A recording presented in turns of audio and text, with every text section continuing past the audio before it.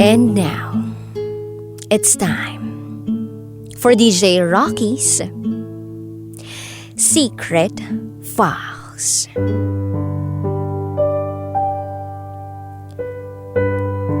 Seven years old ako noon. Nung pinulot niya yung batuta ng panggwardya. Tapos, hinataw sa ulo ko.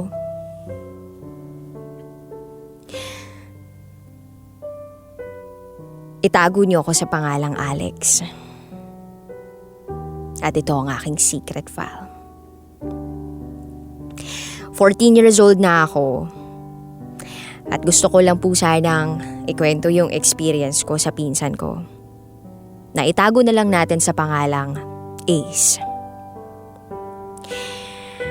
Buwan ng May, naghahanda na kami ng pamilya ko para pumunta sa Leyte para magbakasyon. Every year ginagawa namin to para bisitahin ang mga relative namin sa side ng mama ko. At ang palaging bahay na pinupuntahan namin ay kila Ace. Mabait silang pamilya. Mapapansin mo talaga kasi sobrang babait nila. Pati yung way ng pagsasalita nila, mahinahon. Si Ace, 20 years old na noong mga panahon na yun. And I was only 7. Idol na idol ko talaga siya. Kasi palagi siyang troop leader sa Boy Scout. 3rd degree black belt holder siya sa karate. Sobrang tigasin niya, sobrang gwapo. Sa lugar namin, maraming nagkakakrush sa kanya. So ako, bilang nag-iisa na, alam nyo na, sa magkakapatid, tapos bunso pa, gusto kong matuto sa kanya ng karate. Para naman maprotektahan at maipagtanggol ko yung dalawa kong ate. Di nagpaturo ako. Then naging sobrang close kami noon after our daily training. I was really fond of games that time. At mahilig din ako mangalikot ng phone. Kaya kapag hinihiram ko yung phone niya, kung ano-anong chinecheck ko sa file manager. Kahit kasulok-sulukan ng phone. Maaabot ko yan. Then I saw something strange. May nakita akong folder. Ang title ay 69 Baby. Wala pa akong alam sa mga ganyan noon. Nung inopen ko, puro mga videos ng lalaking alam nyo na, sa kapwa lalaki. So sa curiosity ko, pinanood ko yung video. Kung ano ba yun. Sakto, naka full volume pa. Biglang narinig ni Ace kung ano yung pinapanood ko nun. Nagalit siya sa akin at tinanong niya ako kung bakit ko daw pinapanood yun. Nagsorry na lang ako. Nagulat ako nung tiningnan niya ako ng masama. That time walang tao sa bahay nila. Bigla niya akong kinaladkad papunta sa kwarto niya. Nilak niya yung pinto at ang sabi niya sa akin ay, "Gusto mo ba gawin ko sa'yo yun?" The 7-year-old me started crying loudly that time. Nung humagulgol na ako noon, shouting for my mommy na wala naman doon. I was shocked. Nang pinulot niya yung batuta ng panggwardya, tapos hinataw niya sa ulo ko.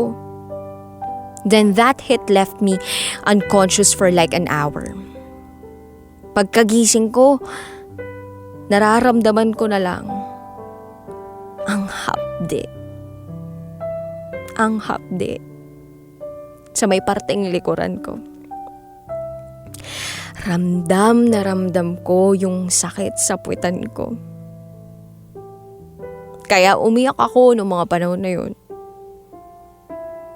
Tapos, binilisan niya pa yung bawat pagpasok niya sa akin. Natakot na ako sa kanya after that happened. Hindi ako makain kahit apilitin ako ng mga magulang ko. Na-trauma ako sa nangyari.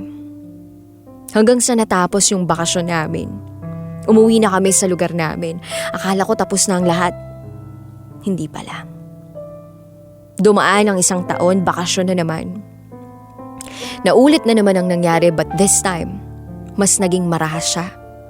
Hindi ako nagsusumbong sa mga magulang ko noon kasi pinagbantaan niya ako na papatayin niya ako.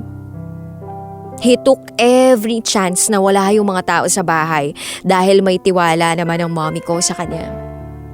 Kaya sa araw-araw na pinagdaraanan ko kada bakasyong pinupunta namin doon, palaging ganun yung nararanasan ko.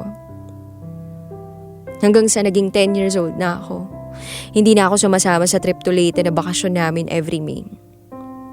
Tuwing bakasyon, mag-isa na lang ako sa bahay namin noon. Naisip ko na mas maganda na lang siguro na mag-isa na lang ako kesa sa abusuhin niya ang pagiging bata ko. Oo, ako si Alex at isa akong lalaki. And I'm a victim of abuse and rape. Hanggang ngayon, wala pa akong pinagkukwentuhan ito. At sana, maihinga ko to sa programa mo. Muli, ako si Alex at ito ang aking secret file. Always your number one SM radio station. Love Radio. Hello, kabisyo! Uy, gusto mo pa ba ng mas marami pang Secret File episodes? Ang gagawin mo lang, mag-subscribe ka na sa aming YouTube channel. It's Love Radio Manila. At pindutin mo na or i-click mo na ang notification bell para updated ka na sa aming mga latest video. Rakitera po mula sa 90.7 Love Radio. Mwah!